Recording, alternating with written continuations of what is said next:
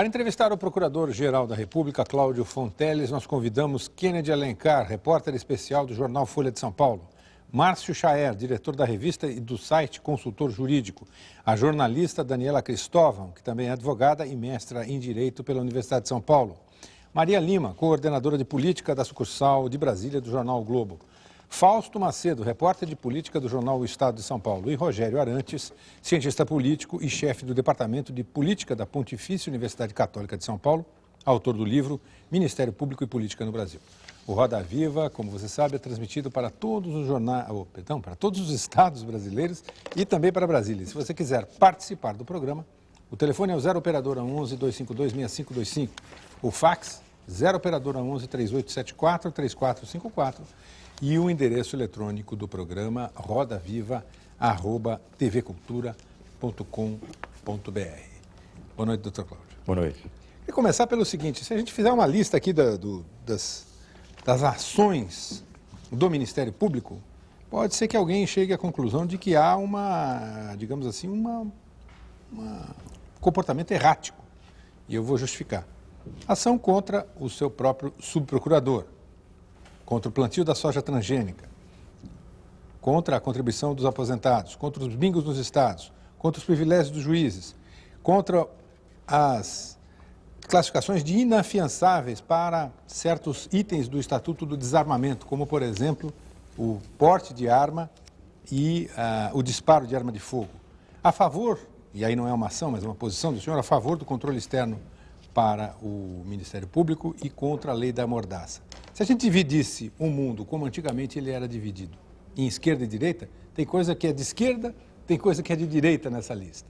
Qual é o norte? Como é que se justifica? Porque eu acho que é importante para o telespectador compreender o que é que, vamos dizer assim, leva o Ministério Público a decidir. No caso da soja transgênica, que a permissão do plantio está proibida. No caso, por exemplo, da arma de fogo, que o sujeito disparar uma arma de fogo não é um crime inafiançável. Qual é o norte? O norte são os valores, não é, que a Constituição marca para nós. Não acho que seja errática, não, Paulo. Veja bem, no caso transgênico, o que está por trás disso? O que nós defendemos? Defendemos, não é, que você não permita o plantio do transgênico sem que hajam estudos científicos comprovatórios, não é, de que isso não há de fazer mal à saúde humana, à saúde dos brasileiros. O princípio constitucional da precaução, que é vital. Então, aí está um valor. Uma arma de fogo faz mal para a saúde. Sim, mas vamos lá. Mas espera aí, mas não ponha tudo no mesmo saco.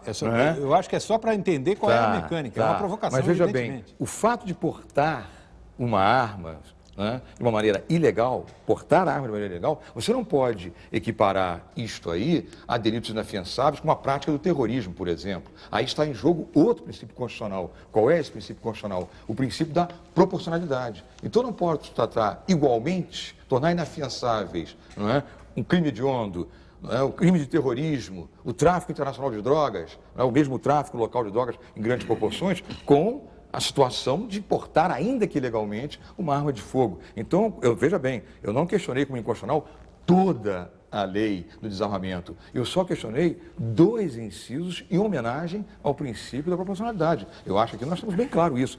Portar uma arma não tem a mesma grandeza do que praticar atos de terrorismo. Quer dizer, seria uma espécie digamos assim, de fiscal da lei? Dizer assim, a lei não está sendo bem aplicada, quem fiscaliza é o Ministério Público? Não é que a lei não está sendo bem aplicada. Eu insisto, o nosso grande papel na construção de uma sociedade democrática é resgatar valores, não é? E aí fazer pesos e contrapesos, que é a grande razão de ser do chamado princípio da proporcionalidade, no direito constitucional brasileiro. Mas os valores, tem sempre uma discussão moral, não deveria ser se ater ao que a lei diz. Quando o senhor fala valores, o senhor abre espaço para uma discussão subjetiva, né, doutor Cláudio? Abre espaço, mas veja... Você acha que a atuação do Ministério Público deve ter espaço para uma atuação subjetiva? Necessariamente, senão você vira um mero aplicador matemático e frio da lei. E eu sou contra esta visão do direito. Eu respeito quem a tem, mas eu não a tenho. Mas aí não abre caminho para delírios? Não abre caminho para delírios. Não é? Veja bem, eu não delirei ao responder as 2 indagações do Marcum. Eu mostrei para vocês aqui, para o telespectador, valores. Não é? Agora, é claro, não temos que ter medo. Mas é uma discussão moralista, essa dos valores, não é? Não, eu falei em que, veja bem, princípio da proporcionalidade. Eu te pergunto, é cabível tratar igualmente o terrorista com aquele que porta a arma? O bom senso diz Claro que não, né? Então, veja bem, você disse muito bem, o bom senso. Eu não estou no plano moral, eu estou no plano do exame da proporcionalidade. Então, um terrorista, evidentemente, o crime dele é inafiançável. Agora, aquela pessoa que está portando uma arma, ainda que irregularmente, você vai colocar... É um problema, por exemplo, né, que eu acho, de você tornar inafiançável um crime da pessoa que tem um passarinho na sua casa. Isso é barbaridade. Né? Agora, aquele que efetivamente está numa atividade predatória nas regiões, né, de nosso país, e aí eliminando os jacarés, eliminando as tartarugas, não é? Em quantidades enormes, aí sim comprometendo, não é, a fauna brasileira, não pode ter o mesmo tratamento daquele que tem um passarinho na sua casa. Procurador, falando em fauna, em valores, o senhor disse recentemente que vale a pena ser honesto, né? Mas a gente conta nos dedos os corruptos, de grande porte, que estão na cadeia. A atuação do Ministério Público Federal falha em algum ponto? Acho que não falha, não. Então, né? quem é que falha? Fausto, eu acho que pode falhar aí todo um sistema, mas eu pego a minha ideia, que coloquei bem, né, do valer a pena ser honesto. A circunstância de nós não termos, né, uma resposta imediata contra a impunidade não deve estimular a todos nós, ao telespectador. Hoje o Ministério Público Federal mudou a sua faceta. Né? Hoje nós temos denunciado o colarinho branco. Um dos trabalhos mais importantes que nós fizemos foi no caso do Banestado. Né? A CPI fez o seu trabalho e nós estamos fazendo um trabalho jurídico. Você vê, nós temos para mais de 300 pessoas denunciadas, né, entre doleiros, diretores de banco. Né? Então, veja, Fausto, está mudando isso. O que não quer dizer condenados. Não quer dizer condenados, mas veja, o estado de inércia acabou. Hoje o Ministério Público já ajuiza denúncias, né, contra o colarinho branco, em vários fatores. Veja, a Operação Gafanhoto, né, lá em Roraima, temos denunciado o atual governador, ex-governadores, ex-secretários. Então, claro, se você não tem ainda a definição jurídica do quadro, e ela é lenta, naturalmente tem que ser lenta, né, preservar o contraditório, a plena defesa, mas aquele estado de inércia acabou. No caso dos parlamentares, por exemplo, o Jader Barbalho, o senhor atuou no caso da ministra Zélia, do ministro Magri, todos eles chegaram a ser condenados, né? Não foram presos. Tem agora o Jader, que a coisa está se arrastando também.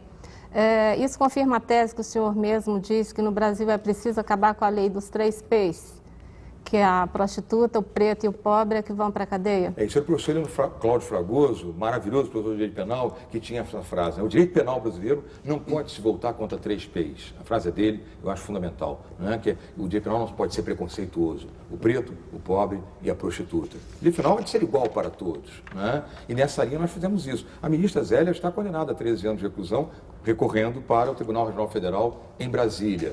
O ex-ministro Magri, idem, me parece que a condenação dele é de 7 anos, recorreu e como ele é primário e tem bons antecedentes, então se vale, né, desta... O senhor acredita que um deles chegue a ser impunido? O senhor chegou a recomendar que o ex-senador Antônio Carlos prestasse serviços voluntários numa escola pública em Brasília. O senhor chegou a imaginar que ele chegasse a prestar algum tipo de serviço numa escola pública em Brasília? Por que não? O direito penal existe para que as pessoas repensem sua conduta. Não é? Quando eu fiz isso, é um médico, um homem que, enfim, tem conhecimento da medicina.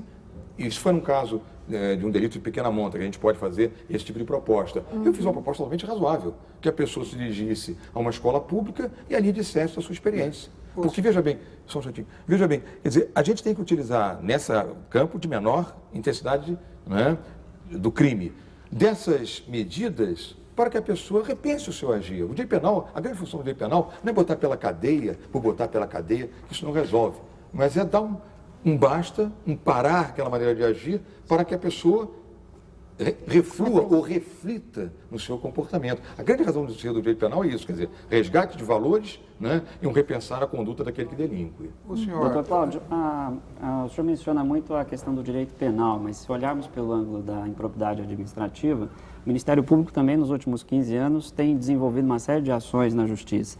Se o senhor pegar o caso da Promotoria de Justiça da Cidadania de São Paulo, o índice de efetividade processual, ou seja, o número de ações que chega a um bom termo, é mínimo, é coisa da ordem de 1% em 600 ações. Quer dizer, o Ministério Público parece ressentir disso, quando inclusive busca alternativas à Justiça para tentar desempenhar o seu papel no combate à improbidade administrativa, como, por exemplo, na sua relação com a mídia ou até mesmo no uso do inquérito civil público, que é uma das formas utilizadas também para essa finalidade. Quer dizer, como é que o senhor vê essa baixa efetividade processual e o que o Ministério Público tem feito para contornar essa situação?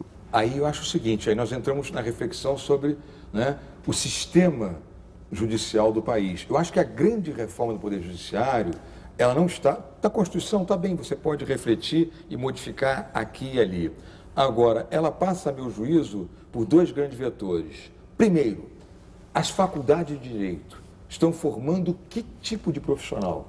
O profissional, não é, erudito, não é, que tem muito conhecimento teórico e pouca visão prática e pouca objetividade, ou não estão formando? Isso perpassou. A reforma do judiciário foi debatida pela imprensa, por todos nós, mas ninguém fez essa reflexão. Há quantas anda o ensino jurídico nesse país? Na visão do senhor anda como? Na visão do senhor anda como? Não anda bem. Eu sou professor universitário. Parei agora, não é, em julho, por causa das funções de procurador-geral. Mas eu sou realmente... O meu ethos é do magistério, né? Eu acho que não anda bem. Por quê? Porque eu acho que o ensino jurídico nesse país se transformou numa grande industrialização, meu caro Marcum, né? Eu acho que nós teríamos que abrir espaço também para pesquisa, né? Eu acho que nós teríamos que preparar, né, o profissional do direito, o chamado operador do direito, seja ele como membro do Ministério Público, juiz, né, o advogado, para uma visão objetiva, concreta, sem muito blá blá blá. Né? Nós advogados padecemos disso, né? As pessoas do blá blá blá. Né? Então eu acho que nós temos que o ensino deveria ser voltado para isso. E você não pode também, né, uma coisa que me estarrecia muito, o número de pessoas em sala de aula. Né? Sala de aula com 80, 90, 100 alunos, professor com microfone. E são esses alunos recém-formados, em muitos casos, que vão engrossar os concursos que formam o Ministério Público. Sem dúvida. O Ministério Público não tem a síndrome da falta do cabelo branco. Quer dizer, tem muita juventude, muito vigor, muito entusiasmo e, em alguns casos, pouca maturidade, pouca serenidade para julgar? Eu vou já te responder a isso, mas veja bem, no último concurso que nós fizemos, e mostra um pouco da falência do ensino jurídico, né? Nós tivemos 12 mil pessoas submetendo à prova. No final, sabe quantos passaram? 92. Em Brasília, por exemplo, todos os estudantes de direito lá sabem que para fazer concurso do Ministério Público da Magistratura, não basta o ensino da graduação. Eles têm que fazer as chamadas escolas superiores, ou do Ministério Público, ou da Magistratura, ou da própria OAB. Ou então alguma coisa não está bem. Né? Mas, voltando, Marcum, eu acho que não. Não é? E esse é o meu desafio como Procurador-Geral da República nesses 2 anos. Não é? É você manter o idealismo, o vigor do jovem, não é? Isso tem que ser mantido. Hoje até debatia com os colegas, por 3 horas e meia aqui com os colegas em São Paulo, né? Mas ao mesmo tempo, quer dizer, refletir junto com eles se esse vigor, esse idealismo que é muito positivo, a metodologia não deve ser uma metodologia de serenidade. É possível ser vigoroso e idealista sem perder a serenidade. Quer dizer, esse é o desafio que eu estou enfrentando, diga. O senhor tocou num ponto aí, esse da serenidade. O Ministério Público tem sido muito criticado por um antigo aliado dele, que é o PT. Sim. O presidente do PT, José Genuíno, chegou a dizer que no passado deputados do PT cometeram equívocos na relação com o Ministério Público. E é uma posição pública do ministro José Dirceu em relação a algum tipo de restrição à liberdade que o Ministério Público tem hoje. O senhor tem uma posição pública de defesa do controle externo. Eu pergunto, que tipo de controle externo o senhor defende? O senhor foi indicado pelo presidente da República, o nome do senhor é aprovado pelo Senado. O senhor acha que esse mecanismo tem que mudar, tem que haver eleição direta, a sociedade tem que participar? Que tipo de controle, que mudanças que o senhor defenderia e o que o senhor entende por um controle externo do Ministério Público? Tá, então vamos devagar, né? Você fez várias perguntas aí, Kennedy. Mas controle externo, essa expressão, ela efetivamente não é uma expressão juridicamente adequada. Por quê? Porque quem controla, se eu controlo alguém, eu tenho absoluto poder sobre esta pessoa. Não é? E ninguém pode ter poder sobre o poder judiciário, porque ele é poder, senão não seria poder, nem tampouco sobre o Ministério Público, ele tem a sua independência funcional. Agora, o que eu sou favorável, e isso não é jogo de palavras, para o telespectador estar muito atento, para vocês também, eu não estou jogando palavras, não é? Eu acho fundamental a ideia que eu disse para os senadores na minha sabatina de acompanhamento do Conselho Nacional. Por quê? Porque eu entendo que Ministério Público e Poder Judiciário, daí essa reação que vocês, como a imprensa é aquele que sente o que o povo está a traduzir e transmite. Não é? Então, veja bem, tanto o Poder Judiciário quanto o Ministério Público se tornaram o poder e a instituição inexpugnáveis para os brasileiros, olhando lá de longe, não é? Olhando, vê se o Poder Judiciário e o Ministério Público lá em cima. Isso não pode ser assim. Nós somos servidores públicos. Então, tudo bem. Porque, qual é o acompanhamento? Aí há que existir este órgão de acompanhamento. Que é composto por quem? Que é composto por membros do Ministério Público. Por maioria do MP? Por maioria do Ministério Público? Olha, pode, sinceramente, Fausto, aí pode ser a maioria do Ministério Público, mas vamos lá. Eu diria 2 membros do Ministério Público, 2 da Advocacia, do Conselho Federal da OAB, né? 2 do próprio Supremo Tribunal Federal, indicados pelo Supremo. Conselho Nacional de Justiça. Exatamente. Mesmo a mesma composição. Para que seja ali o quê? Um eco da sociedade, né? Em relação a fatos que estão, vamos dizer, dormitando há décadas, essas situações emblemáticas. Mas não é uma mudança muito pequena essa, não, doutor Cláudio? Vamos começar, Kennedy. Vamos começar. Nós temos que começar. Eu sou favorável a isso. E depois vamos ver onde isso vai nos levar. Como está é que não pode. Então, na medida que você permite, não é, que não um corpo fechado entre nós, não, membros indicados pela OAB, membros indicados pela magistratura, componham esse conselho e apresentem fatos concretos e reais e sérios, provoca uma resposta. O procurador-geral é independente ou acha que é independente? Não, eu sou independente. Mas independente, sendo que o chefe do Executivo nomeia... Não tem o menor problema. Quando o presidente da República, Fausto, chegou para mim, como eu estou olhando nos seus olhos, eu falei, presidente, tudo bem, é claro que eu aceito isso. Por que eu aceitei isso? Porque eu tenho 30 anos de instituição. Não é? Vivi nesses 30 anos de tudo naquela instituição. Então, um homem que tem 57 anos de vida, portanto, tem uma experiência de vida e 30 anos dentro de uma instituição, se ele não aceitasse esse convite, ele seria um covarde. Né? Então, eu aceitei por isso. Agora, falei bem olhando nos olhos dele. Mas veja, a minha posição de Ministério Público é uma posição de defesa da sociedade. Disse muito bem há pouco no início do programa. Nós somos, Marcum, nós somos a voz da sociedade. Não é? Então, o senhor espera de mim o quê? Um posicionamento leal e respeitoso, mas independente. E eu tenho me mantido assim. O senhor estava dizendo que o senhor é independente. Pouco antes eu dizia que é impossível separar a pessoa, o ser humano, do cargo que ela ocupa. Né? Nós temos aqui denúncias apresentadas recentemente do Arruda ACM Luiz Otávio e pedido de arquivamento do Tarso Genro, do Palocci e do Márcio Tomás Bastos. Desde o pertence que se diz, chamam-se os procuradores da República de engavetadores gerais, né? É coincidência que os procuradores gerais, em geral, eles pedem um arquivamento de ações contra os governantes? Não, não é mesmo. E eu não sou o engavetador, eu sou o desengavetador. Né? Porque realmente, os números que eu te mostrei aí demonstram eloquentemente isto. Né? Eu tenho me pronunciado em todos, né, os eventos. Claro que não posso com a velocidade, né, que seria até útil. Mas, veja bem, não é o fato assim. Realmente, agora me manifestei pelo arquivamento em relação ao ministro Márcio. É uma peça faticamente construída com 11 laudas para a imprensa ler e criticar à vontade, né? Mas tenho denunciado também pessoas, né? Por exemplo, denunciei pessoas do próprio PMDB. Não faça essa escolha, não, sabe? Não está em mim fazer essa escolha. Não é uma independência seletiva, não. Não há independência. Tem viés ideológico. Não existe isso. Né? Há a coisa bem examinada e colocada. O Kennedy colocou agora há pouco a questão do PT, a parceria PT-Ministério Público que vigorou durante muitos anos, né? E que o ministro Zé Dirceu recentemente defendeu controles para a instituição.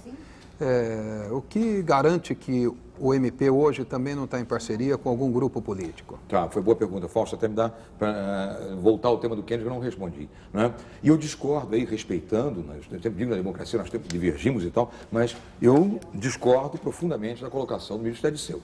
Né? Eu acho que ele comete o equívoco de julgar o quê? O todo pela parte. O fato de uma outra pessoa dentro da instituição ter, né, agido equivocadamente ou exorbitado, não pode comprometer a instituição do Ministério Público, e aqui eu não falo do Ministério Público Federal, eu falo do Ministério Público como um todo, que vejam bem, se vocês pensarem bem, né, a grande instituição nesse país que deu estímulo ao exercício da cidadania a partir de 1985 e consolidando-se em 1987 com a Lei da Ação Civil Pública, foi o Ministério Público. A partir das nossas ações, quer na defesa das minorias, índios, negros, não é? Quer na defesa do patrimônio público, quer na defesa do patrimônio histórico, quer na defesa do meio ambiente. Quem falou isso pela primeira vez?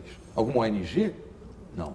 Quem falou isso pela primeira vez, não é, foi o Ministério Público Federal e o Ministério Público Estadual. Depois, ótimo, as ONGs vêm, elas podem postular. Não é? Então, veja, meu caro, eu acho que é de se reconhecer esse trabalho importante que nós estamos executando. Não existe, então, doutor Fonteles, uma divisão dentro do Ministério Público entre um grupo petista e um grupo tucano? Não, não Como tem se isso. diz? Quer dizer, pode ser que uma pessoa ou outra, não é? O Santoro aí digo seria eu, ligado uma aos pessoa ou tucanos. outra. Porque aí voltamos àquele tema que eu falava antes, o exercício da serenidade. Claro que todo mundo tem convicção política. Eu tenho, todos aqui temos.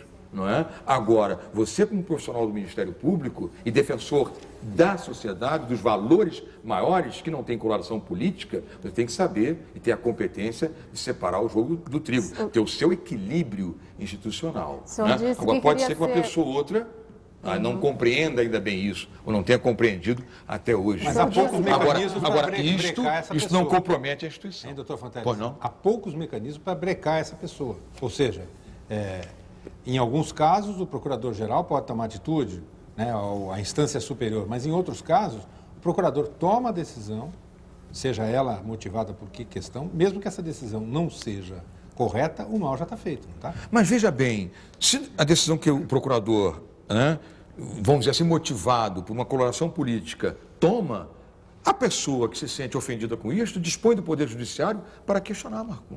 Inclusive, Hein? Parece que o Ministério Público ele tem essa posição de defender os seus. O relatório da reforma do Judiciário demonstra bem isso. O artigo 130A do projeto de emenda constitucional foi retirado do relatório e ele prevê que a perda do cargo de procuradores pode ser feita pelo Conselho Nacional do Ministério Público. Mas, querida, isso aí não é uma medida de corporação. Veja bem, porque é o meu ponto de vista, você pode discordar dele. Por que não é? Porque para a perda do cargo, que é uma realidade extremamente grave, você há de caminhar pelo Poder Judiciário. Esse é o ponto. Essa é a diretriz filosófica.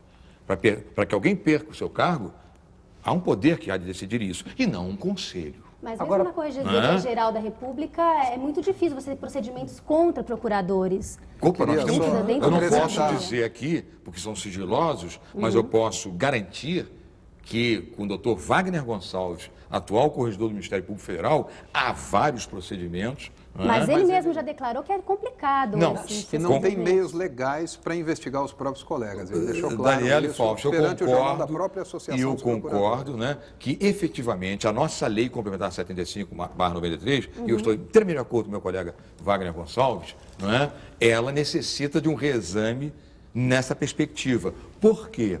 O que ditou, na ocasião, o capítulo do procedimento disciplinar contra membros do Ministério Público Federal? Eu falo da nossa lei, eu não falo dos colegas do Ministério Público do Estado. Não é? O momento histórico que nós vivíamos, nós estávamos saindo da ditadura.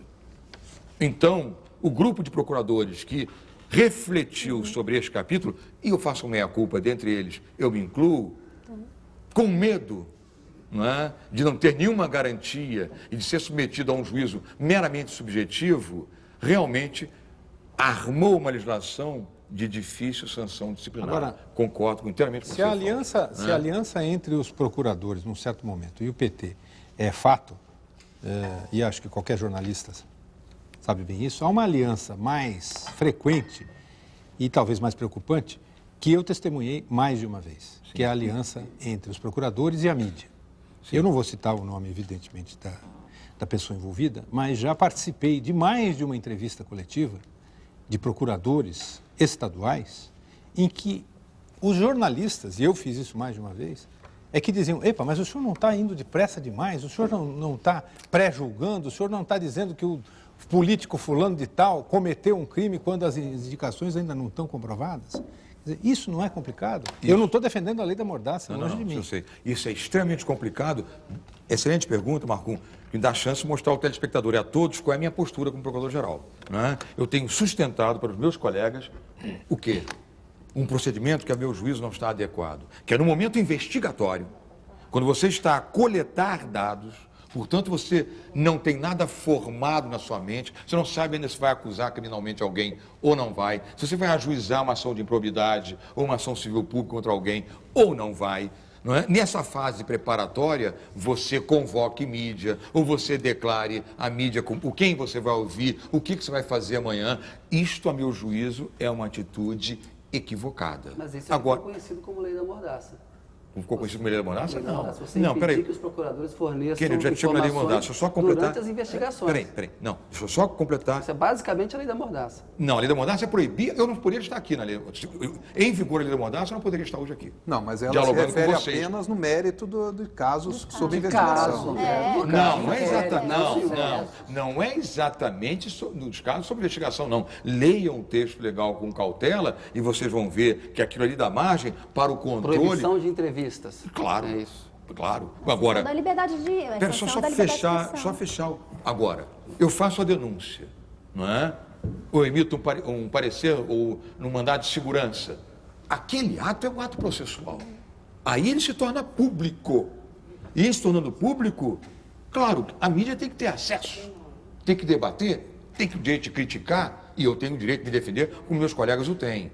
O que eu acho inadequado é nesse momento em que você não formou a convicção, como diz bem o Marcum, né? Aí está a trombetear o que você ainda vai fazer. Agora, veja bem, por que eu sou contra a lei da mordaça? Porque o ordenamento jurídico brasileiro, ele já nos dá instrumentos a qualquer um de nós, brasileiros e brasileiras, de questionar esse ato, no momento investigatório, do membro do Ministério Público. Como?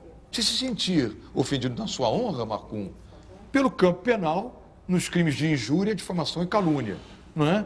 E também pode, simultaneamente, na área civil, cobrar danos morais. Mas na daquele prática não é o que acontece, né? Mas o estrago está feito, na prática não é o que cobrar de acontece. quem? Procurador cobrar do do próprio Estado? servidor público, ou do Estado, se for do Estado, ação regressiva em relação ao servidor público.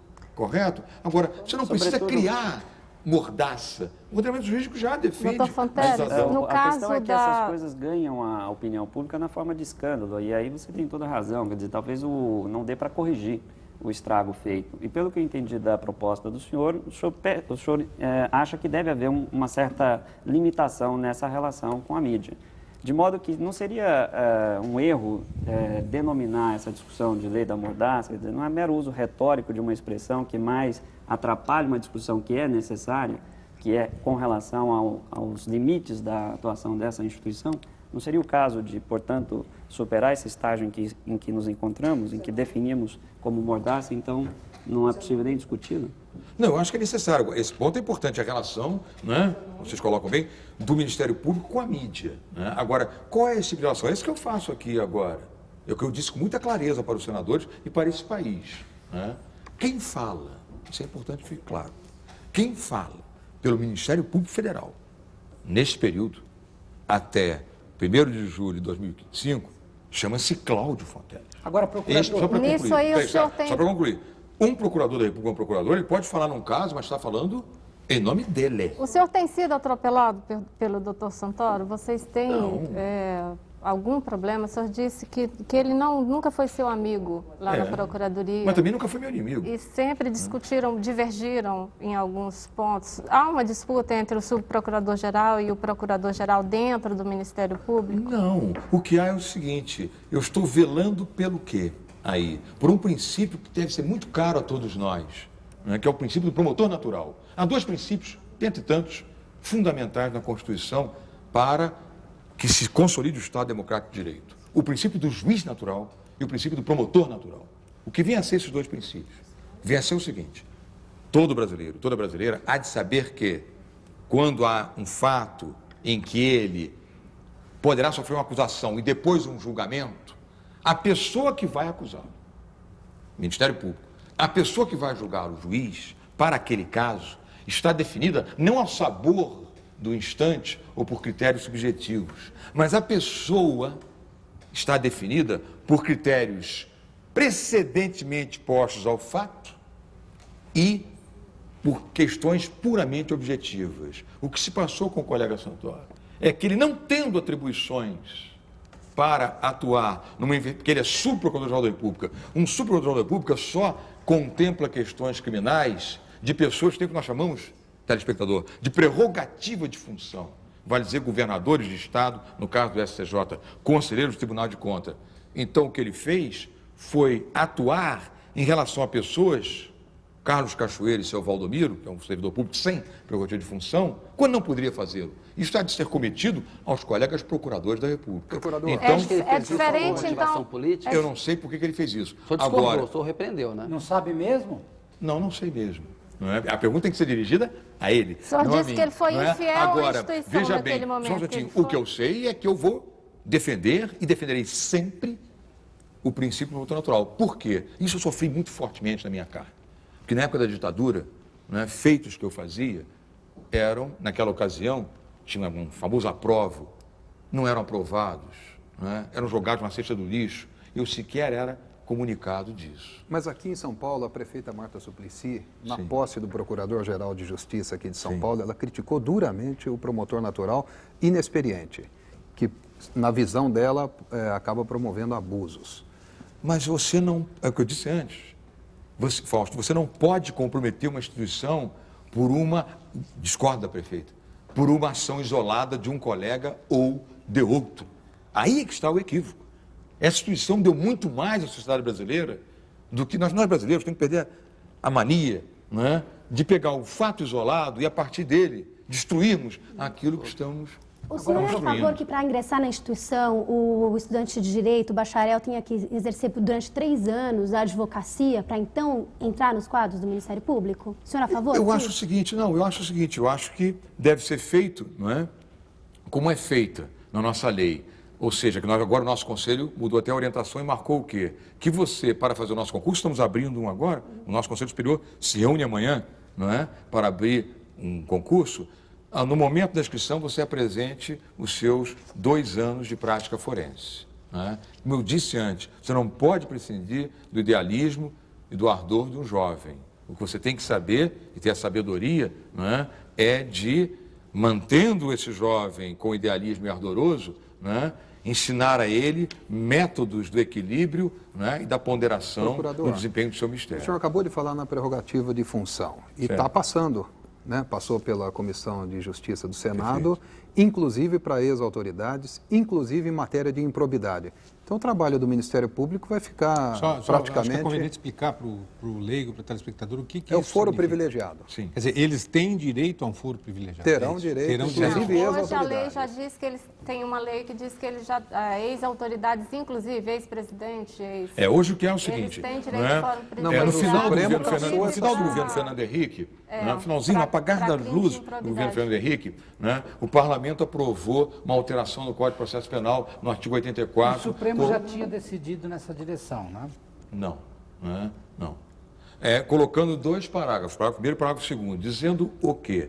No primeiro, que pessoas que já tivessem deixado o desempenho de sua função pública, né, mas tivessem perpetrado eventos de natureza civil, né, durante o desempenho da função, essas pessoas Teriam um foro especial. permaneceriam com a sua telespectador, com a sua improbidade prerrogativa de função, ou seja, administrativa, seriam inclusive. julgados pelos tribunais superiores. E estendeu, né, as ações civis públicas de improbidade, né, esta mesma compreensão que a Constituição só faz para o campo penal. Eu produzi, razoável isso? e não, eu produzi uma manifestação para a minha classe dizendo que é inconstitucional esses 2 artigos, correto? Inclusive, num julgamento já iniciado, o ministro Marco Aurélio adotou esse meu ponto de vista.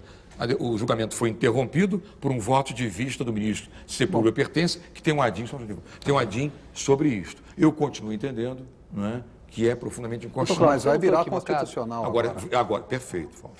Se o Congresso, na reforma do Judiciário, aprovar isto, a questão está definida e a Constituição, então, passa a regrar diferentemente. E aí Agora, temos que obedecê-lo. Precisava corrigir um dado aí. O senhor disse que a Corregedoria está agindo. Em dezembro, o Corregedor-Geral do MP, ele deu Federal. uma entrevista, Vai. federal, ele deu uma entrevista dizendo que em 10 anos nunca se fez a mínima sanção no Ministério Público Federal, reservada ou por escrito. O senhor estava dizendo aí que houve sanções? Não, estou entendi dizendo direito. que não falei isso. Eu falei que com o doutor Wagner Gonçalves como corregedor, há vários procedimentos em curso. Agora, E nós doutor, tivemos realmente já uma conclusão de um feito disciplinar em relação a determinado colega, não é, que se aposentou e, a despeito de ter se aposentado, como o Conselho Superior do Ministério Público julgou a sua conduta gravemente ofensiva da disciplina interna da instituição, a conclusão do Conselho Superior, apreciando o trabalho do colega Wagner Gonçalves, foi no sentido de que, no primeiro grau, se promovesse ação para caçar a aposentadoria desse colega. Portanto, eu estou dizendo a você que, a partir de agora, nós estamos agindo. Eu não posso dar o nome do colega. Eu não posso dar, mas aconteceu isso. o resultado não é sigiloso, é? Porque trata-se, como em qualquer instituição, de uma apuração que envolve, ela tem natureza disciplinar. Não é? Então, em ter natureza disciplinar, a nossa lei A senhora não acha que entendeu de estava na hora de preservar acabar isso. com o sigilo nesse tipo de apuração, procurador? Afinal de contas, o Ministério Olha, Público é contra a lei da mordaça.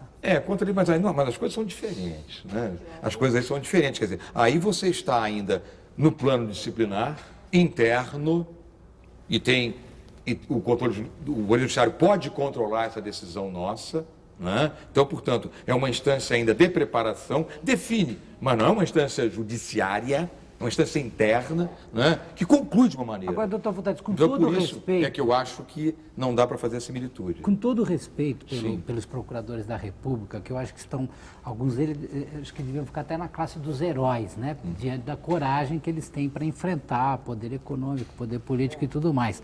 Se eu olho que em 10 anos a OAB, todas as OABs, punem advogados às dúzias, juízes também têm sido punidos em grande número. E não tem ninguém punido no Ministério Público Federal. Federal, eu vou eleger vocês a classe mais corporativista Não, do que Quem é que você, fiscaliza o fiscal da você lei, não pode eleger, procurador? porque eu estou acabando de dizer agora que a partir de julho de 2003, esta realidade está mudando. Claro, né, como o Fausto colocou na entrevista com o Wagner Gonçalves, ainda empecilhos normativos, mas que não chega a ponto de impedir que a gente desenvolva essa tarefa. Acabei de dizer para vocês que há uma pessoa neste momento em Brasília, né, aposentada, que tenha cassação de sua aposentadoria pedida pelo Ministério Público Federal e colega nosso. Né? Eu venho denunciar um colega. Eu venho denunciar No caso, um Anaconda. procurador, exatamente, né? Eu venho denunciar um subprocurador-geral da República por corrupção passiva qualificada.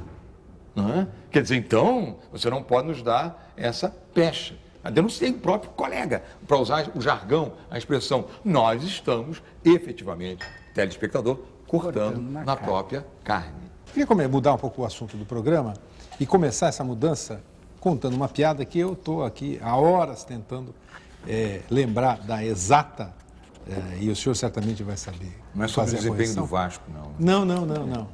É a história que me foi contada por um franciscano ilustre, Dom Paulo Evaristo Arnes, há muitos anos atrás, quando escrevíamos, o Getúlio Bittencourt e ele e eu, uma biografia de Dom Paulo, e que ele dizia que tinham 4 religiosos numa sala e acaba a luz. E aí era um jesuíta que faz um sermão sobre a importância da luz. Era se não me falha a memória, um beneditino que medita sobre o significado da luz. Um dominicano que reza para que a luz volte. E, finalmente, um franciscano que vai lá, descobre onde é o fusível, religa o fusível e a luz se faz. E eu falo isso para perguntar para o senhor, que é hoje ligado a uma ordem franciscana, em primeiro lugar, o senhor deu uma entrevista em que o senhor menciona que seu envolvimento religioso foi uma mudança importante. Eu queria saber como é que ele se deu. E queria saber como é que, dentro desse raciocínio da tal piada do franciscano, isso se aplica na atividade de procurador. Como é que o franciscano liga o fusível?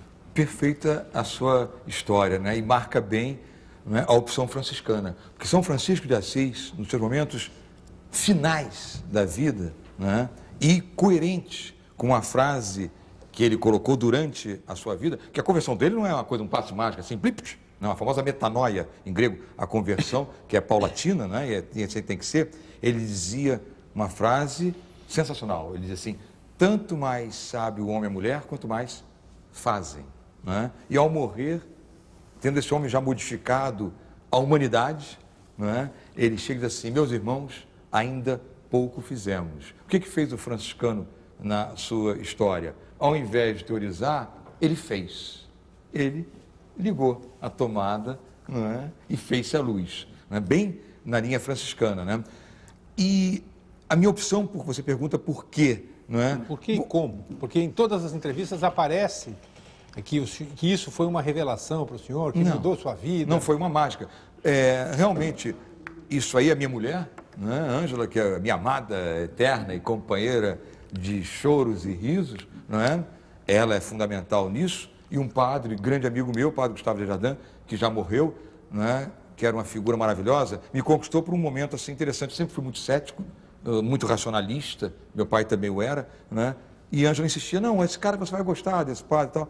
E aí um dia eu fui assistir mesmo a uma missa, né? E lá no Lago Norte, no nosso bairro, lá na Kennedy.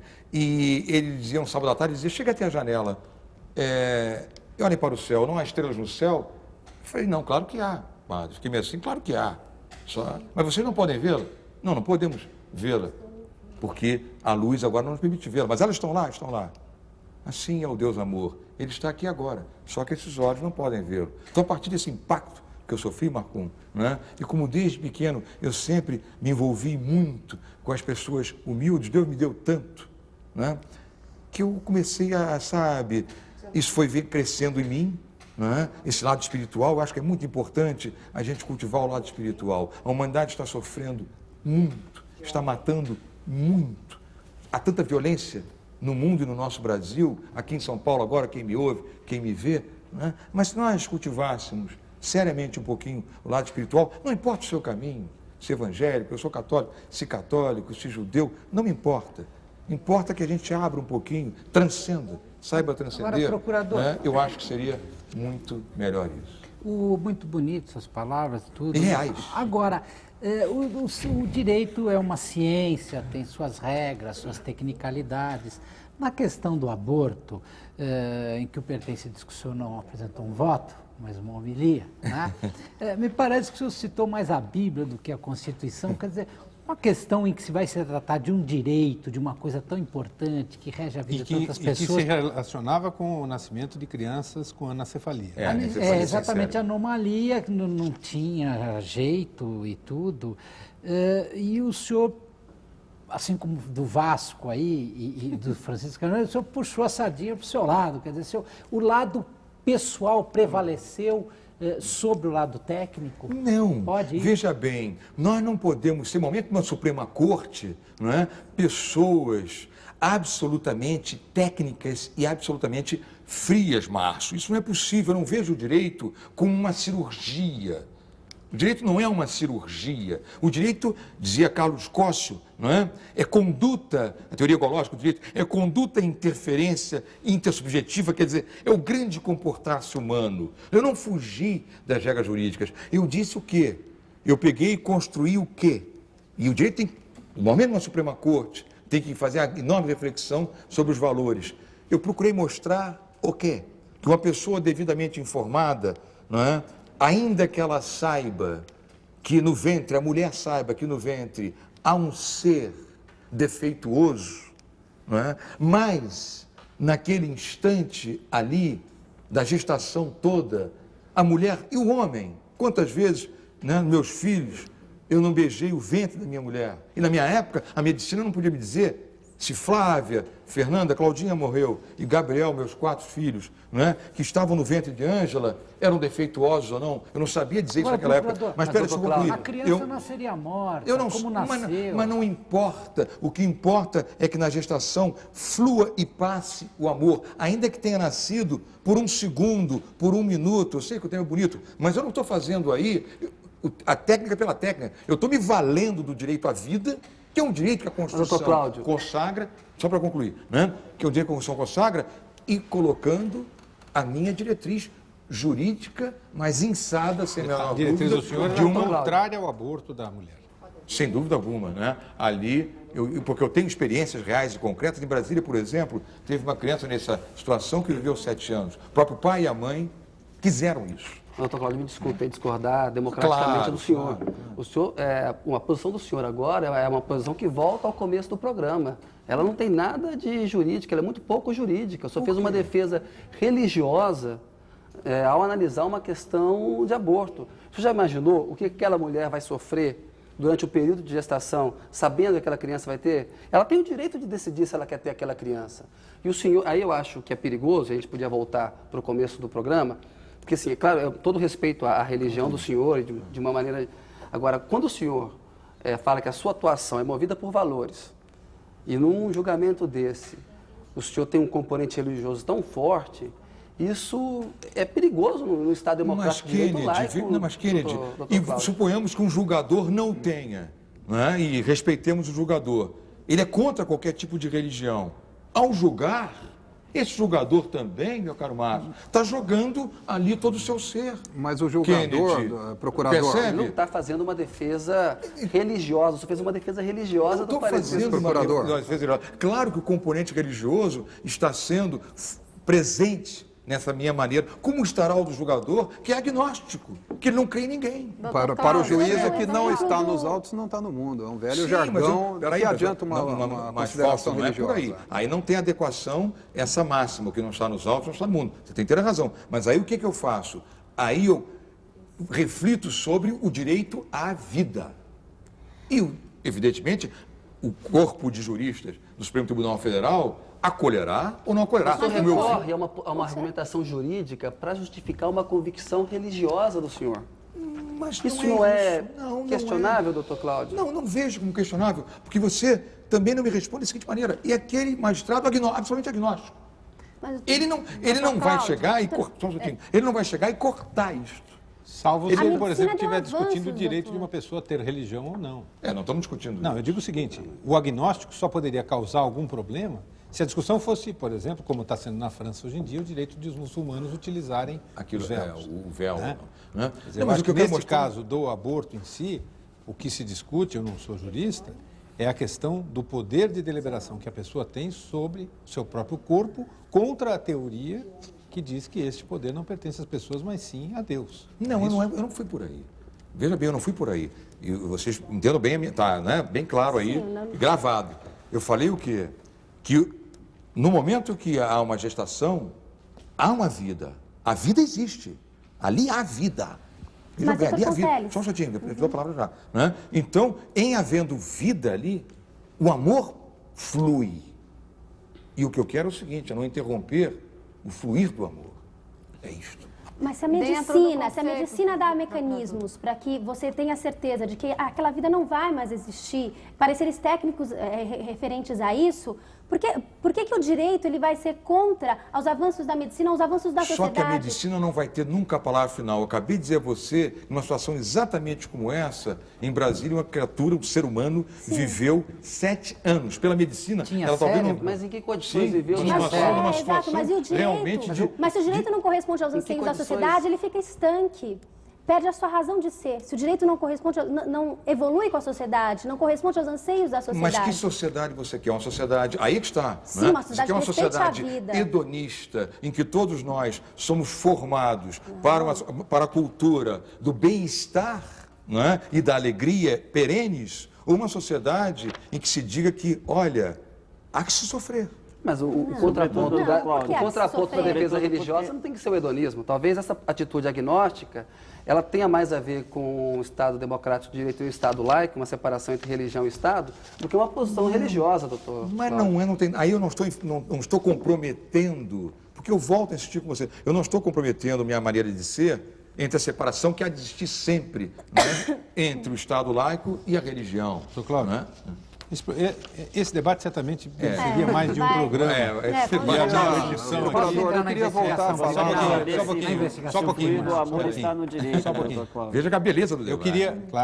Eu só queria, até lamentando, eu acho que deixar essa discussão que normalmente não se pratica na televisão, citar aqui as comunicações de Sérgio de Souza Torres, que é administrador do Rio de Janeiro, e Antônio Lima, de Vitória, no Espírito Santo, que dizem quem se responsabilizar pelas invasões quem irá se responsabilizar pelas invasões do MST que acontecem a cada dia em todos os lugares do país. E o Sérgio pergunta por que as invasões são toleradas e até justificadas em declarações públicas, inclusive do senhor. É um equívoco, né, Sérgio? E aí eu vou questionar esses meus ilustres, né, companheiros aqui do debate. Foi até bom que colocasse isso.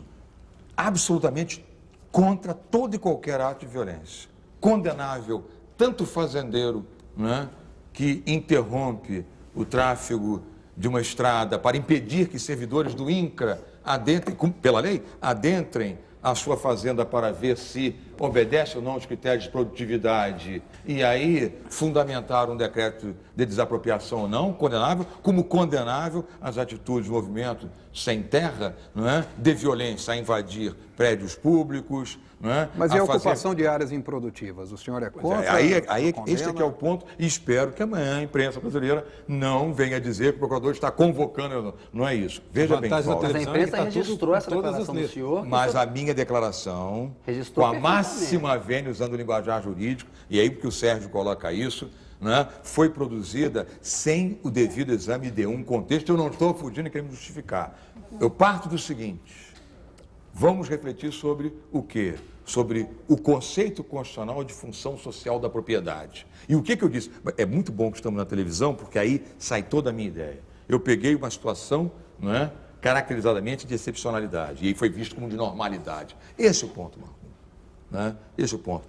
A imprensa escrita, não é, colocou como de normalidade o que eu falei como excepcionalidade. E dei até um exemplo do cidadão aqui, podre de rico, mora aqui em São Paulo, não é, no centro pulsante deste país, tem terras, sabe-se lá onde, ele nem sabe, em que extensão, nem ele sabe, no exercício da ambição e do seu poder próprio. Isso existe, isso existe, isso existe. Isso não é teoria minha não, que eu já fui e vi. Você nem sabe onde ele tem terra, o quanto ele tem de terra, e ao lado ali você tem famílias caracterizadamente famintas, não é? Com crianças famintas, esquálidas, não é? Sem nenhuma educação. Então eu perguntei, essas pessoas, sem nenhuma destruição, adentram a área, a área improdutiva, preste bem atenção, totalmente improdutiva. Você nem sabe o domínio dele, a extensão do domínio dele, e nada lá faz, improdutiva. Ali adentro, Sérgio, telespectador Sérgio, ali planta, ele começa a educar os seus filhos. Eu pergunto para você, Sérgio, e para todos os brasileiros mas agora, e brasileiras, para todos os brasileiros e brasileiras, isto aí significa estimular a invasão? Não, não significa. Isso aí significa estimular a violência. Mas se o senhor fosse o proprietário de uma área nessa condição, o senhor aceitaria pacificamente isso? Aceitaria a posição do procurador-geral? Cláudio Fontes, primeiro, eu não teria cacife econômico para ter uma terra nessas proporções. E segundo, né, como mostro, como me coloco, né, a terra, que eu não sou ruralista, né, mas eu saberia dar quinhão dessa terra ou apopciar, e muitos fazendeiros fazem isso, hein? O lado bom, né? Muitos fazendeiros fazem isso, quer dizer, destinam parte da terra ou desenvolvem na sua terra escolas rurais. Mas né? Hoje, só para concluir, tratam aqueles, né, que ali trabalham como seres humanos. Eu vi, meus queridos, aqui nesse interiorzão do Brasil, né, pessoas, né, que não têm carteira assinada. Nós brasileiros, Sérgio, estamos vivendo uma chaga aberta, que se chama o quê? Se chama o crime de reduzir alguém à condição análoga à de escravo. Pessoas, fotografias que eu tenho, né? Pessoas que não têm carteira assinada, que não têm trabalho, não têm nenhum direito trabalhista, que trabalham de 7 da manhã às 5 da tarde, não podem sair da área, senão vão ser mortas por jagunços contratadas. Sérgio. Como resolver isso, doutor Fonteles? Hoje, o senhor acha que já é o momento de dar a resposta legal que o senhor defende? Tem o momento do diálogo e a hora de dar a resposta legal. Hoje, com a invasão de terras produtivas, punendo, não aceitando nenhum ato de violência. Nenhum ato de violência de qualquer parte. E partindo para o diálogo. Não é? O diálogo educa, o diálogo transforma, a violência destrói. Agora, o governo não está encaminhando essa questão, né? Aí você pergunta ao governo. Mas você concorda com a não é crítica de que o governo tem sido leniente no combate a essas invasões? Ou o senhor acha que isso é uma tentativa de criminalização dos movimentos sociais, como o governo argumenta, para falar que não vai, olha, aqui não vai ter tapa na mesa? Qual é a opinião do senhor? Pergunta para o governo. Eu estou perguntando para o senhor qual é a opinião. Não, mas eu não do sou o senhor. governo. Eu dei aqui para o telespectador, para o Sérgio em particular, para todos nós, a visão do Procurador-Geral. Agora, se o governo está fazendo ou não está fazendo, vocês da imprensa são muito João mais Ramírez, habilitados João que eu, Martins, para Doutor examinar Fonteles, isso. o senhor Doutor demonstrou... Cláudio, João R. Martins, de Mato Grosso do Sul, pergunta o seguinte: o governo federal, mesmo condenado na justiça a pagar muitos precatórios, não inclui esses precatórios no orçamento da União. O Procurador-Geral da República pode fazer alguma coisa em relação a esse tipo de coisa? Esse tipo de coisa, o Procurador da República não pode fazer ainda alguma coisa. Né? Eu diria que para você é complicado. Né? Depois poderia ter um problema de intervenção federal aí, temos que meditar melhor. Né? Mas em linha de princípio, não. Quer dizer, Né? Porque o governo vai alegar, olha, não tem um caixa. E como eu vou assim fazer? como, por exemplo, o procurador não poderia mexer na questão eventual, hipotética, do aumento do salário mínimo. Não posso. Eu não posso chegar aqui e dizer o salário mínimo tem que ser de tanto. Agora, Não me doutor cabe dizer Fonteles, isso, o senhor... né? Eu posso ser um crítico das... Veja bem, interessante. Eu posso ser, juridicamente fazer, como fiz a recomendação, vocês falaram bem, para preservar a aplicação da regra de saúde. Agora, eu não posso dizer onde o governo vai aplicar. Isso Mas matéria a questão dos precatórios, matéria de aqui em São governo. Paulo, o Ministério Público Estadual e em outros estados driblou a fila dos precatórios, que para qualquer servidor mortal dura 20 anos, 30 anos, quando é que ele vai receber. Mas no caso do MP, em vários estados, criou-se a figura do pagamento administrativo. Pega-se o dinheiro do orçamento do MP e vai lá e paga... Do MP? Sim, O próprio MP está pagando o precatório? isso. Na figura de pagamento administrativo. Eu sei, então. Ou seja, tirou da fila dos precatórios, que o servidor comum fica durante Não, o que deve essa décadas. fila tem que ser obedecida, né? Rigorosamente obedecida. Agora, na chefia da Investigação instituição... é bom. Na chefia da instituição, o senhor mudou bastante o perfil, o desempenho, digamos assim, porque em comparação com a gestão anterior, eu fiz esse cálculo recentemente, dá em média algo em torno de 22 ações diretas de inconstitucionalidade junto ao Supremo Tribunal Federal. E no ano de 2004, isso subiu a mais de 100. No ano de 2003, desculpe, quando o senhor tomou posse. E depois disso, esse ano de 2004 também mantém uma média altíssima. O que o senhor está arguindo em termos de inconstitucionalidade junto ao Supremo Tribunal Federal, de modo tão diferente em relação ao seu antecessor?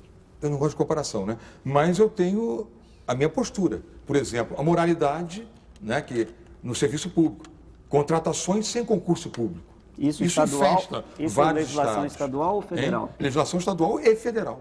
E federal. Isso é uma praga nesse país. Essa mania da pessoa de entrar no serviço público sem concurso. Isso viola o princípio da moralidade. Meus amigos, vamos fazer concurso. Qual é o problema? Estudar. Eu estudei muito, todos estudaram muito. Né? Vamos estudar e vamos então entrar com mérito no serviço público. Esse é um ponto sério. Né? Você viu o problema dos bingos. Os estados começaram a legislar sobre bingo, quando não pode. A nosso juízo é a União a única que pode sobre isso. Está na Carta Magna. E isso aí, o problema de bingo, né, é uma abertura para a alta criminalidade. A macrocriminalidade, não é criminosinho de rua, não. Desenvolver. Entende? Então, quer dizer, o Procurador-Geral, né, ele está desenvolvendo essas ações, mantendo esses princípios. Quer dizer que a maioria delas incide sobre legislação estadual e atos federal normativos também. estaduais? A maioria sobre legislação estadual, sem dúvida. Né? Eu tive um caso, por exemplo, de um determinado cidadão que assumiu, não vou dar nem nomes nem de estado, mas veja bem, assumiu temporariamente um governo estadual e sem que a Assembleia Legislativa, e sem que o Tribunal de Justiça tivesse feito iniciativa, e sem que a Assembleia Legislativa Estadual tivesse deliberado, ele, numa penada, mudou a lei de organização judiciária do Estado. A lei? Essa é a função. Qual é a lei, do procurador? Eu não vou dizer o Estado, nem... Não, a lei que ele mudou? De organização judiciária. De organização judiciária do próprio Estado. Uma penada. Isso não é possível. E ao invés de fiscalizar o nível federal, o senhor está trabalhando mais na fiscalização Não, dos mas as estados. ADINs, não é? Elas tanto recaem sobre a legislação federal quanto a legislação estadual, que contraria a Constituição. Não é? Doutor Cláudio, desculpe. nós faremos um rápido intervalo. Voltamos daqui a pouco.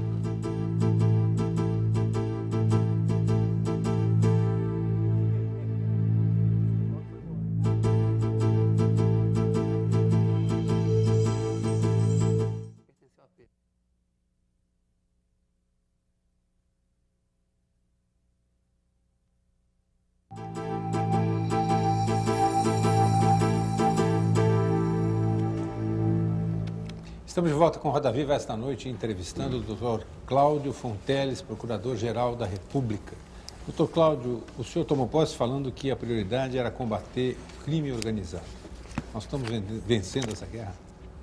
Não, estamos em plena guerra, Marcum. Né? Por exemplo, uma das coisas, os nossos colegas têm feito trabalho maravilhoso em todo o Brasil. Eu vou destacar um importantíssimo. Né? Falei há pouco até, mas foi muito a passar. O caso do Banestado lá no Paraná. Né? Uma articulação maravilhosa entre Ministério Público Federal, Polícia Federal e Receita Federal, rendendo frutos. Olha, nós já arrestamos cerca de 100 milhões de dólares, né? E nós estamos com várias pessoas denunciadas. Isso foi um sucesso absoluto. Qual é o nosso grande desafio? É articularmos as instâncias da investigação. Eu digo, quais são elas? Polícia Federal, Fiscalização do Banco Central, Receita Federal, pelo seu órgão de inteligência no combate à sonegação fiscal, INSS, Comissão de Valores Mobiliários, e o Ministério Público, que é, como diz a Suprema Corte, é o destinatário natural de todo o trabalho investigatório. Toda a investigação criminal é feita para o Ministério Público. Aquela ideia de passar para o Ministério da Justiça as tarefas de fiscalização da movimentação financeira que estavam no Banco Central, o ministro Márcio Tomás Bastos chegou a mencionar, está funcionando, está existindo? Está funcionando sim, né? Com uma coisa de concreto. Agora mesmo, lá no exterior, há um servidor do Ministério da Justiça, não vou dar detalhes, tá bem? E um colega meu que estão desenvolvendo atitudes concretas para o sequestro de bens daquele famoso comendador. Né, o COAF continua na Fazenda, não foi para o Ministério da Justiça. Não. Mas no Ministério da Justiça existe a divisão de recuperação de ativos. Né? Trabalhando, veja, Marcum, trabalhando conosco. Estão nos Estados Unidos, 2 pessoas, um da nossa... O senhor falou em guerra, doutor Fonteles, o senhor falou em guerra. Não está na hora do governo comprar essa guerra de combate ao contrabando de armas nas fronteiras, que entram diariamente verdadeiros arsenais, principalmente na fronteira do Paraguai? O que o governo tem que fazer de concreto para entrar nessa guerra, que tem que comprar essa guerra do Olha, contrabando? Maria Lima, e a fronteira do nosso país é enorme. Enorme. Né? Quer dizer, claro que sim, né? Mas esse país é um continente. O senhor acha que as Forças Armadas devem ser deslocadas para o patrulhamento urbano? Não, eu acho aí não. Assim não. Assim, nesse momento, Fausto, isso precisa de muita reflexão, um quadro caracterizado de impossibilidade do Estado mesmo. Nós somos uma federação, né? E a convocação num caso desses tem que ser excepcionalíssima. E cuidado, porque as Forças Armadas não estão preparadas para o combate urbano da criminalidade, do dia a dia. Elas costumam saber entrar, mas não sabem sair. Pois é, esse é o perigo. Esse é o perigo. Então eu acho que Às não. vezes demora mais de 20 anos para sair. Falta Nós polícia temos que na fazer rua, então. um trabalho integrado com as polícias. Aí Falta sim. polícia Agora, na sabe qual é o rua, grande doutor problema? Fonteles. Bom, você tocou no grande ponto. Não é?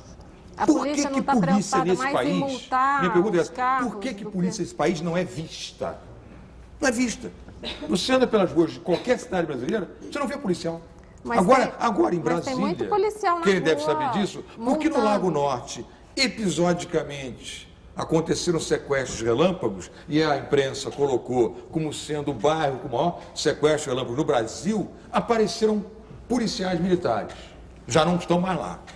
E apareceram interessantes. E por que isso acontece, procurador? Para dar resposta de momento, Fausto. Isso que não pode ser esse país. Tem que ser um planejamento de execução cotidiana. Policial tem que estar na rua em turno, 2 a 2, andando, comunicando-se. Mas com o Ministério rádio, Público não né? detém o controle externo da peraí, isso não é atividade nosso, hein? policial? Peraí, calma. Isso aí não é nada do Ministério Público, isso é outro ponto. Peraí. Isso aí quem tem que prover e fazer é o governo eleito através do seu secretário de segurança. O que eu tenho que botar é o seguinte: policial tem que ser visto. E nós, brasileiros, não vemos policiais, ou só episodicamente para dar uma satisfação momentânea, como foi feito no caso do Lago Norte. Ou nos Agora Detrans, já não estão mais né? lá. Nos Já não estão Detrans mais lá. também, né, doutor como? Cláudio? Nos Detrans também, né? Detran já é um outro Multando. ponto, né? Doutor Cláudio, Mas eu digo da o senhor segurança falou da pública. fama do senhor de desengavetador da República. Tem um caso, me corrija se eu estiver errado, que está se aguardando o parecer do senhor sobre o direito da minoria a indicar os membros para uma CPI. É a tal CPI da vou corrupção. Vou responder. Qual é a posição do Vamos só senhor? explicar qual é a CPI. CPI do É a caso C- Valdomiro. Desculpe, a CPI do caso Valdomiro. Eu recebi, para dizer que não estou engavetando, eu recebi este caso no dia 14 ou 15, está lá no carimbo do Supremo, veio para mim, Tá dentro do do prazo. mês passado. Esse caso, amanhã, vocês saberão a posição do Procurador-Geral da República. Por que não Perguntaram agora? agora? Por que não agora? Vão perguntar. Pode dizer agora em Furo Nacional e tal? Estamos Não. a 15 minutos. Naquela parceriazinha, imprensa, Ministério Público. Faltam 15 tá minutos sendo para amanhã. Mas acontece que amanhã de manhã eu ainda tenho que refletir sobre pontos, 1 ou 2, né? E eu dedicarei a fazer isso. E amanhã, pelo meio da tarde, aí será já datilografado pelo meu serviço de apoio. Eu ainda estou com dúvida em relação, não vou dizer aqui de jeito nenhum. Andei Porque- lendo aí porque que o é senhor aquilo vai que eu ser a acabei de favor. comentar aqui. Se não está pronto ainda, o que eu vou falar? Doutor Né? Fonteles, Só um vamos instantinho. conversar Mas amanhã à então. tarde... Vamos conversar sobre pontos conhecidos, então, Tá, vamos. públicos. Mas só marcar bem isso. Amanhã à tarde deverão saber. E eu não estou retardando nem na gavetinha. Com menos de um mês, né, o Procurador-Geral da República estará manifestando por escrito vai sua ser posição. reconduzido, Só aguardo doutor reflexões. Fonteles? Vamos lá, O Rogério. senhor se pronunciou junto ao Supremo Tribunal Federal no que diz respeito à reforma da Previdência a favor da tese de que a taxação dos inativos é um direito adquirido. Isso depois de um longo processo de negociação política. Não taxação. Não taxação. A não taxação. Isso. Não taxar. É um, Não é um- taxar. é um direito adquirido, portanto, depois de uma longa negociação no Congresso Nacional, que envolveu maiorias políticas expressivas, inclusive os próprios setores da magistratura e do Ministério Público estiveram lá para negociar o subteto, né? E a taxação passou Sim. pela via do Congresso Nacional. Em sede do Supremo Tribunal Federal, o Ministério Público, por meio da sua associação, a CONAMP, entra com uma ação de inconstitucionalidade para questionar essa taxação. Como é que fica a questão da legitimidade das instâncias democráticas Tá e certo. Só para decisórias complementar, nesse é país? corporativa a não taxação dos inativos? É uma decisão corporativa? Não é a Maria. Não é? Por quê? Por que eu me pronunciei neste caso? Porque este da CONAMP foi o primeiro caso que deu entrada. Né? Traduzindo, essa matéria aí, né, ela está no Supremo Tribunal Federal por vários Várias pleitos contestações. de várias pessoas, entidades e tal. Vários. O primeiro da entrada foi o da CONAMP. Né? E eu aí me manifestei. Manifestei com base em princípios constitucionais. Não foi o direito adquirido. Em relação a quem já está aposentado, foi o ato jurídico perfeito. A pessoa já está aposentada. E aposentada, ela cumpriu com toda a estrutura jurídica e consolidou-se no ato jurídico. Aqueles que ainda estão no serviço, mas já implementaram as condições jurídicas a se aposentar, mas optaram por ficar, estes sim têm o que nós chamamos de direito adquirido. Tanto o ato jurídico perfeito, quanto a coisa julgada, quanto o direito adquirido, significam o quê? Significam o conceito que todos nós precisamos. Brasileiros, estamos aqui, todos que nos ouvem, nos veem, de uma coisa chamada Garantia segurança jurídica.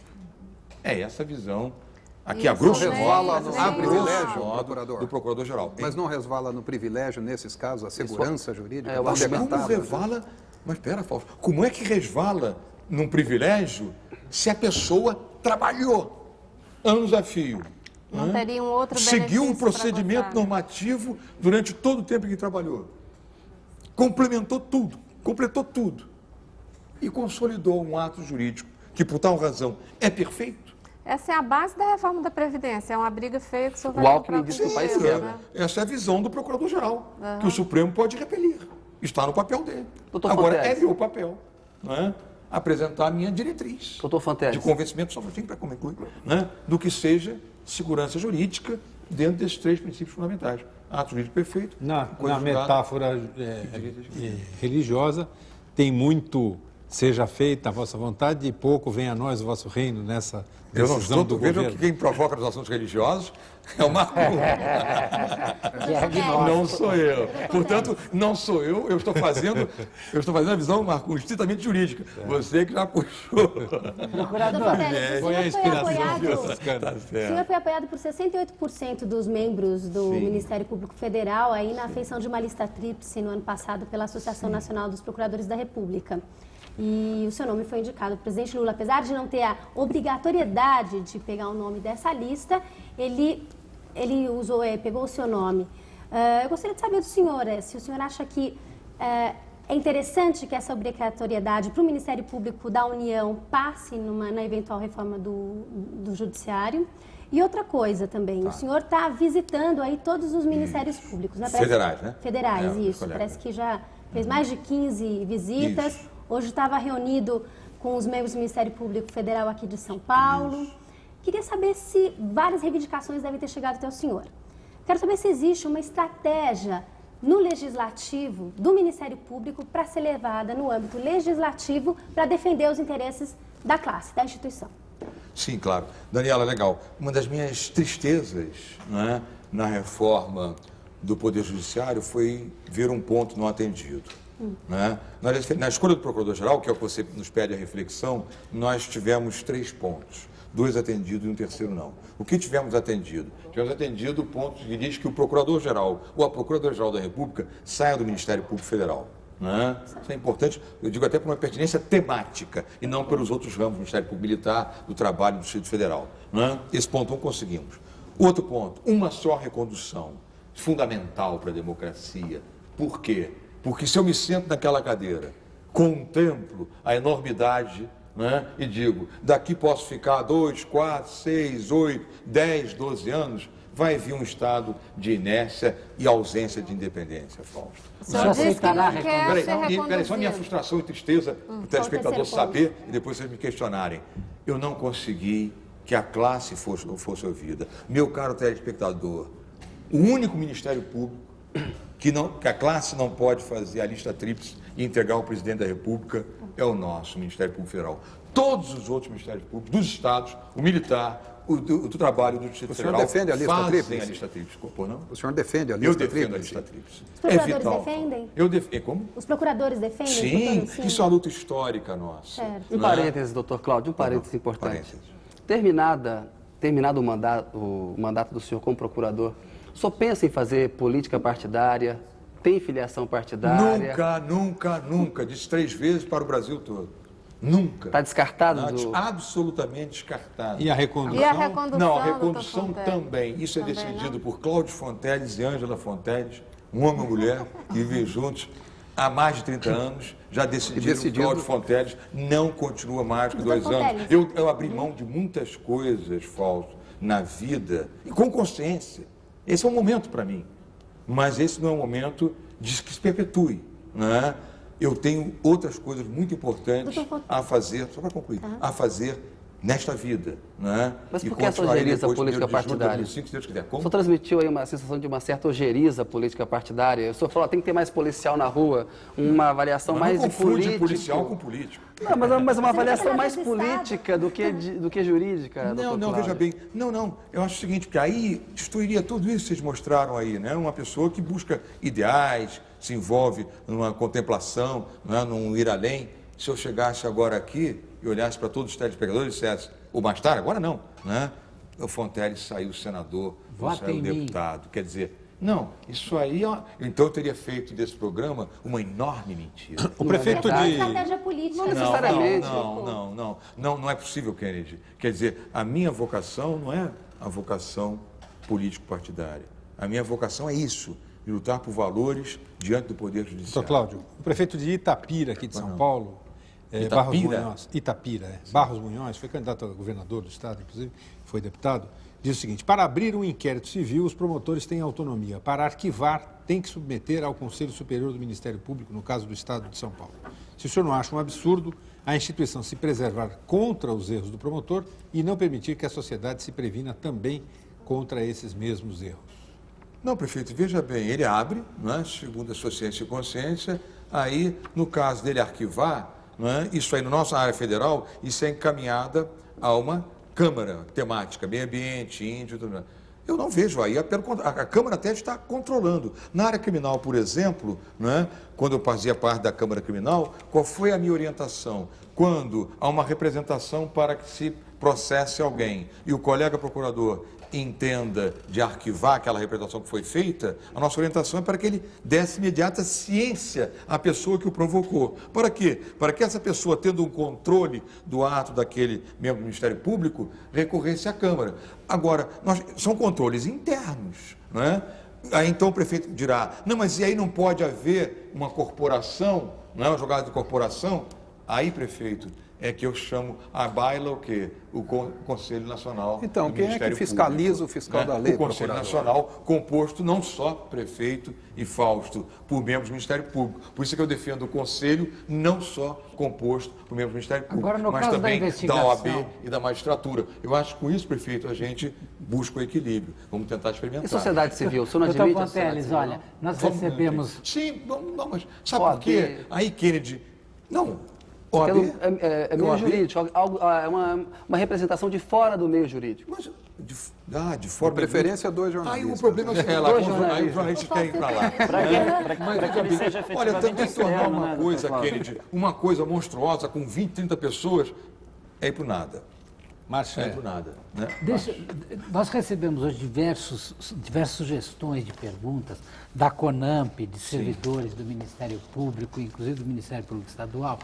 E a pergunta que mais se repetiu diz respeito à investigação A pergunta criminal. que não quer calar. Que não quer calar. vamos explicar o que isso significa antes. Quer dizer, a Constituição diz que é privativo da polícia o inquérito criminal e que é privativo do Ministério Público. O inquérito civil público. É o que está escrito lá, procurador. Calma. Tá? O inquérito civil é privativo do Ministério Público. Sim. O inquérito, a investigação criminal é privativa da polícia. Né? O Supremo Tribunal caminha rápido no sentido de definir, na minha opinião, já tem 5 votos, que investigação criminal é com a polícia. Por quê? Porque o Ministério Público não pode ele mesmo fazer a investigação e ele mesmo depois receber e examinar, não é? O que o senhor acha disso? O senhor continua ainda assim defendendo que o Ministério Público faça a investigação criminal e a investigação civil? Tá, vamos lá. Vamos bem compreender o que diz a Constituição. O 144, parágrafo 1º, o que ele quer dizer é o seguinte, que a polícia fará... a polícia é um serviço que existe para investigar, sem dúvida, e o fará através de um procedimento chamado inquérito policial, que será presidido por um delegado de polícia. Isso eu sustento como irretocável. Agora, isso não quer dizer, meu caro Márcio, que este preceito constitucional nos excluiu desse trabalho necessariamente precedente de investigação. Por quê? Porque o Código de Processo Penal, nos parágrafos fundos do seu artigo 4, vai dizer que não só a polícia, mas várias outras autoridades podem também investigar. Eu lhe digo hoje, Márcio, pensa comigo, quando o crime organizado nesse país se sofisticou, atingiu as mais altas esferas, todos nós sabemos disso aqui. Você não pode, numa visão de enorme retrocesso, dizer o quê? Que só a polícia investiga. Você quebraria todo o trabalho, por exemplo, da inteligência da Receita Federal, chama-se COPEI, que investiga muito bem os crimes de sonegação fiscal. Você quebraria todo o trabalho dos auditores da Previdência Social que combatem eficazmente, não é, a sonegação da contribuição previdenciária. Você quebraria todo o trabalho da fiscalização do Banco Central em manter a rigidez do mercado financeiro, não é, punindo os maus gestores nos crimes de gestão temerária e gestão fraudulenta. Não é? Então, veja bem, o que é que Não, nós... são notórios Só para os casos de concluir, corrupção na polícia. O que é que nós queremos colocar, não é? É que o Ministério Público, em determinados casos, possa investigar. Veja bem você, o telespectador, não é? E quando a polícia está envolvida, quem vai investigar? Quando há crime praticado por setores policiais, a própria polícia vai se investigar? Não tem sentido. Nós não queremos nos substituir a polícia. A polícia é fundamental. A polícia deve continuar investigando. A polícia deve ter o seu inquérito. Deve ser tornado mais desburocratizado. Mas esse é outro assunto. O delegado deve presidir o inquérito.